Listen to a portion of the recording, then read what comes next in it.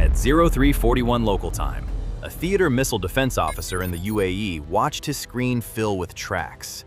Not 2, not 10, 137 ballistic missiles inbound from Iran, crossing the Gulf at Mach 16. He had 48 THAAD interceptors. Each one cost $12 million. Each one killed by collision. No warhead, no fragmentation. Just a direct hit at combined closing speeds that made the impact hotter than a bomb. Missed by a foot, and a city burns. 137 targets, 48 rounds in the THAAD battery. The math broke before the first interceptor left the rail. So the system did what it was built to do. It triaged. THAAD took the high ones, the fast ones, the ones arcing in from above the atmosphere where nothing else could reach. Patriot batteries across Abu Dhabi and Dubai picked up everything THAAD couldn't. 2 layers, 1 shot each, no second chances. The first THAAD interceptor met its target 70 kilometers up, where the sky is black enough to see stars. A flash. Then the radar showed 1 fewer track. Then the next cell fired. Then the next. In 90 seconds, half his THAAD launchers were empty. Patriot PAC-3s were cycling below. $4 million a round, locking onto targets that THAAD had passed over because they weren't high enough priority. Not because they weren't dangerous, because something else was more dangerous. 132 missiles died in the sky that morning. 5 tumbled into the Gulf, guidance lost. Not one hit a building. The largest ballistic missile intercept in the history of warfare. A perfect score.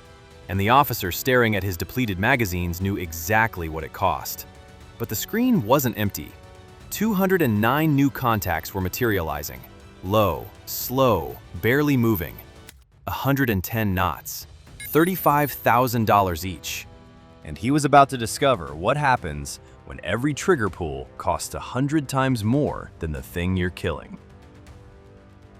209 Shaheds. Plywood wings, lawnmower engines, GPS guidance older than most smartphones. Each one carried a 50-kilogram warhead and a price tag that wouldn't cover a mid-range sedan. The Pantsir crews picked them up first.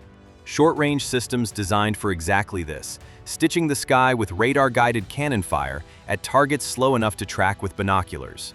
They killed dozens. But the Pantsirs covered point targets, bases, refineries, not a coastline. So the Patriot batteries filled the gap. $4 million. Trigger pull. A $35,000 drone disintegrates. $4 million. Trigger pull. Another one.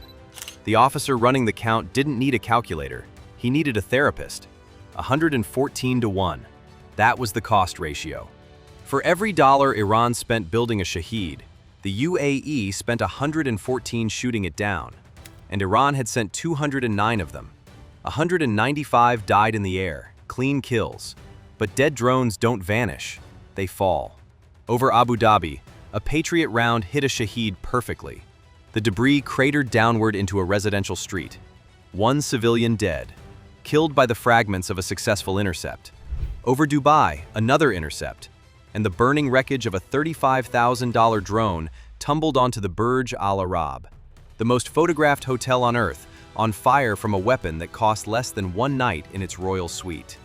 14 Shaheds made it through. They hit what they hit, but the ones that died cost more to kill than the ones that lived cost to build. That was the point. Iran wasn't trying to flatten the UAE, it was trying to empty the magazines. If you're watching this and thinking, yeah, this math will break someone, hit subscribe right now, because what happened next proved you right. And it started in Bahrain. 2 hours east, the 5th Fleet headquarters sat on a sliver of island with 1 or 2 Patriot batteries between it and everything Iran had left to throw.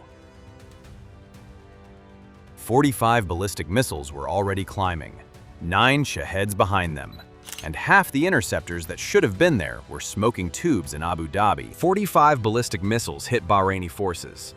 The officer who ran air defense for Bahrain had a fraction of what Abu Dhabi just burned through. 1 battery. Maybe 2. Enough to stop a probing strike. Not enough for what was coming. 45 ballistic missiles hit Bahraini airspace within minutes. Behind them, 9 Shaheds, the same lawnmower drones that had just bled the UAE dry. Bahrain's Patriot crews fired everything they had. Every round connected. 45 missiles dead. 9 drones dead. Another perfect score. But the base commander at Naval Support Activity Bahrain had already done something the numbers told him to do days earlier. He'd emptied the piers. Every ship out to sea. Reduced manning to mission critical only. 8,300 sailors normally lived and worked at the 5th Fleet headquarters. Most were gone. So when a Shahed buzzed over Jufair and punched through the perimeter, it hit a radar dome instead of a barracks. Satellite photos the next morning showed 2 radomes gone and half a warehouse flattened. A $35,000 drone had just blinded part of the command structure that runs 2.5 million square miles of ocean. No one died, because someone had bet correctly that the shield wouldn't hold. But Iran had been watching. The personnel pulled off base had been relocated to hotels in Manama, and someone in Tehran noticed. Sunday morning, the Crown Plaza, 5 stars, Central Manama, the hotel where Pentagon officials booked rooms and embassy staff held receptions. A Shahed slammed into it. Then Era View's tower, 15 minutes from the base. A drone buried itself in the upper floors. The breaker tower caught fire. At Mina Salman Port, a shipyard worker died under debris from an intercepted missile. The second person in 24 hours killed by a successful defense. The base survived. The shield held. Staring at a map with one question. Who gets the next battery? Kuwait had 7 or 8 Patriot units covering its bases. But the port of Shuaiba, a logistics hub crammed with American reservists running equipment through the docks, had none of the systems that kill drones. No counter-UAS, no counter-rocket mortar, just 6-foot concrete blast walls built for a war that ended a decade ago. No one heard it coming.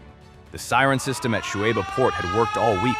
Every time a missile arced toward Kuwait, the alarm screamed and people moved. But the Shaheds didn't arc.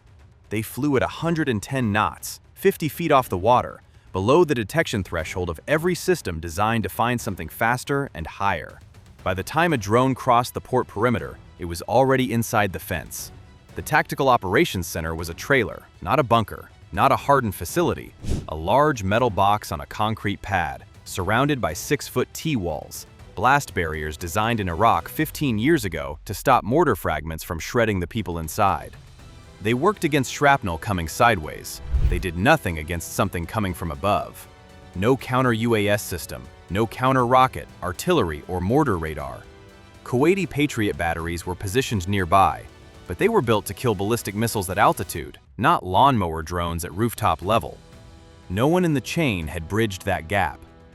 Dozens of reservists from the 103rd Sustainment Command were working inside. Logistics soldiers. They moved equipment through the port, trucks, parts, fuel. Their war was supposed to happen on spreadsheets, not under drone glass. One Shahed, $35,000. It cleared the T-walls and hit the trailer dead center. The fire swallowed the building so fast that 2 of the 6 soldiers inside wouldn't be found until the next day, when recovery teams pulled their remains from the wreckage. Captain Cork was 35. Specialist Cody was 20. The defense secretary would later say that 1 projectile made it through. 1. As if the number made it smaller. But 1 was enough. The cheapest weapon Iran launched that week had just inflicted the most expensive loss America would take. And across Kuwait, every air defense operator who heard the news made the same silent calculation. Next time, shoot first. At everything. At anything. 3 F-15E Strike Eagles were 60 minutes from learning what that calculation looks like from the wrong end. 7 a.m. local. 3 F-15E Strike Eagles were inbound over central Kuwait, returning from combat sorties against Iranian launch sites. Standard approach, friendly airspace, transponders squawking Allied codes. The Kuwaiti air defense operator on the ground had been awake for 31 hours. His scope showed dozens of tracks, drones, missiles, aircraft, debris, all crossing the same sky at the same time.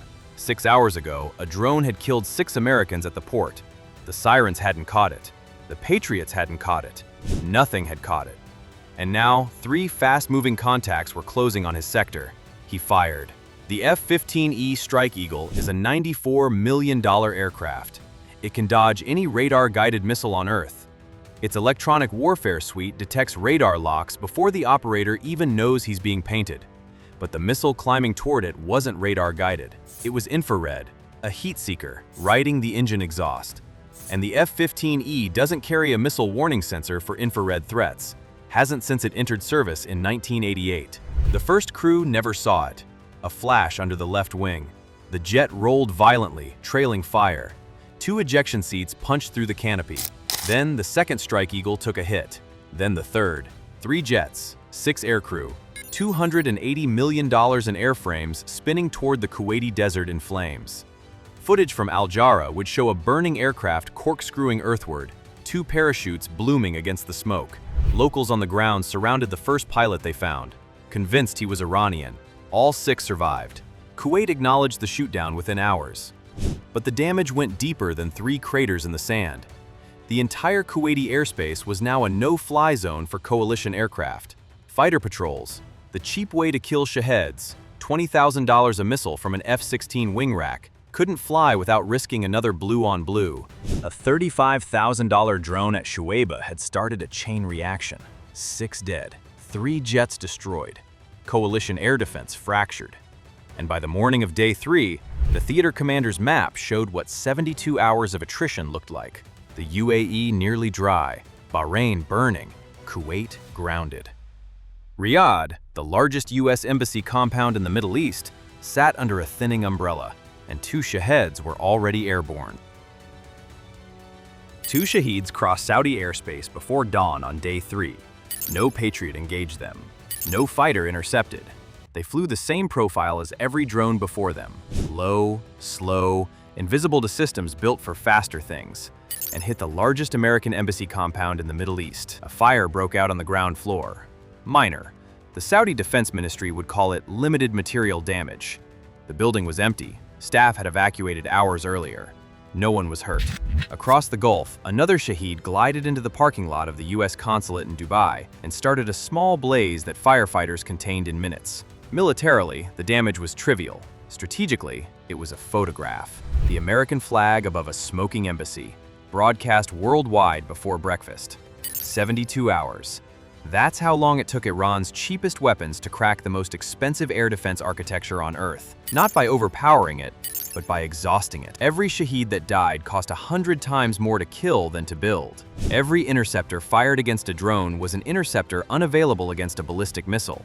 Every battery rushed to one country left another exposed. And the panic from a single drone at Shuaiba destroyed more American hardware than anything Iran launched deliberately.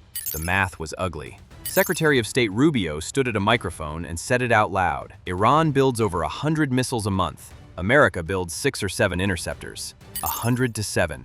And that ratio didn't count the thousands of drones rolling off assembly lines in factories scattered across a country the size of Alaska. But Rubio said something else. He said this operation had to happen now, because in 12 to 18 months, that production gap would cross what he called the immunity line.